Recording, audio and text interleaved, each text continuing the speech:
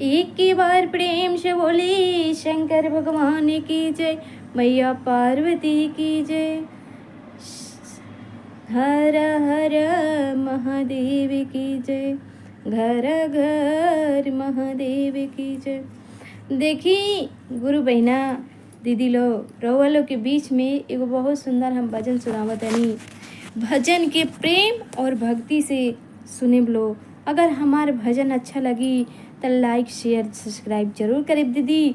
और एक से एक भजन रउआ सुने के मिली, सब्सक्राइब करब के चैनल के रखब तो हम रउआ लोग की एक से एक भजन सुनाइब।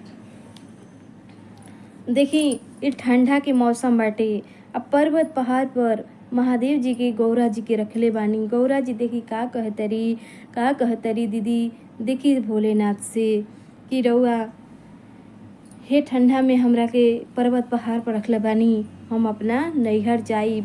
तो भोले बाबा देखी का कहतनी उनका से गौरा जी से भजन के माध्यम से सुनी दीदी। याद कर गौड़ा कुंवर रहलू, आ नैहर में पूजा हमार कइलू।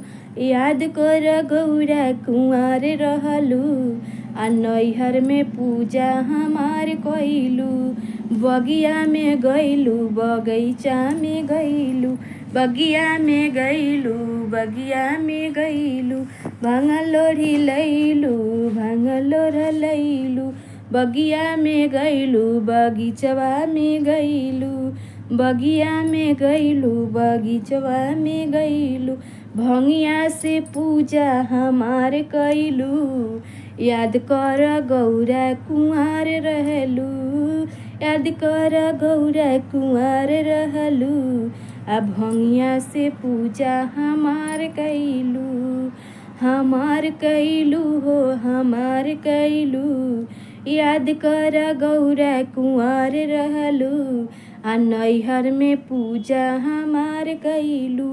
काशी में गइलू बनारस में गइलू, काशी में गइलू बनारस में गइलू, काशी में गइलू बनारस में गइलू। जलवा ले अवलू हो जलवा ले अवलू, गौरा चरण हमार धोअलू, गौरा चरण हमार धोअलू। आ नैहर में पूजा हमार कइलू, नैहर में पूजा हमार कइलू, नैहर में पूजा हमार कइलू। चंदन घिसी घिसी चंदन घिसी घिसी, नैहर में पूजा हमार कइलू। याद कर गौरा कुंवर रहलू, आ नैहर में पूजा हमार कइलू।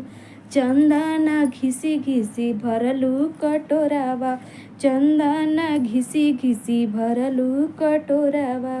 चंदन से टीका हमार कइलू, याद कर गौरा कुंवर रहलू, आ नैहर में पूजा हमार कइलू। याद कर गौरा कुंवर रहलू, नैहर में पूजा हमार कइलू। याद कर गौरा कुंवर रहलू।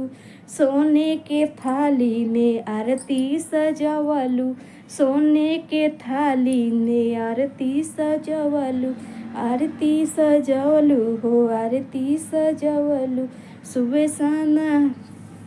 सुबह समय आरती तू ता हमार कइलू, याद कर गौरा कुंवर रहलू।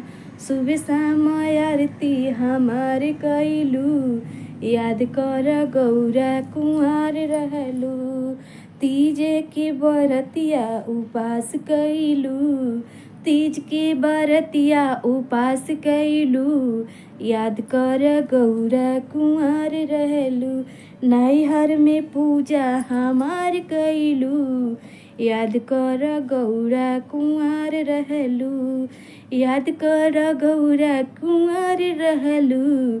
आ नैहर में पूजा हमार कइलू, अब काहे गौरा करेलू नैहर के आस हो। अब काहे गौरा करेलू नैहर के आस हो। याद कर गौरा कुंवर रहलू आ नैहर में पूजा हमार कैलू। याद कर गौरा कुंवर रहलू आ नैहर में पूजा हमार कैलू। अब देखी जब इतना जे भजन सुनत तारी गौरा जी महा भोले जी के मुँह से, तब भोले जी के अब कहा तारी कि ठीक बाप शर्मा गई बेचारी कि अब महादेव जी हमारा पूरा ही व्याख्या करे लागे। ई त इतना हम त इहे खातिर इतना तपस्या कैनी, पूजा पाठ कैनी। अब जब इतना पूजा पाठ कइए लेनी, इतना तपस्या कइए लेनी भोलेनाथ खातिर, तो अब हम अब ठंडा होको चाहे गर्मी होको और चाहे कुछ भी होको, अब भोलेनाथे जी के साथे रहें। तो देखी गुरु बहिना लो रवा लो कि अच्छा लगलो ई भजन, तो लाइक शेयर सब्सक्राइब और कमेंट बॉक्स में हर हर महादेव जरूर लिखें दीदी, भूले जाना। अच्छा तो प्रेम से बोलिए शंकर भगवान की जय, मैया पार्वती की जय, हर हर महादेव की जय, घर घर महादेव की जय।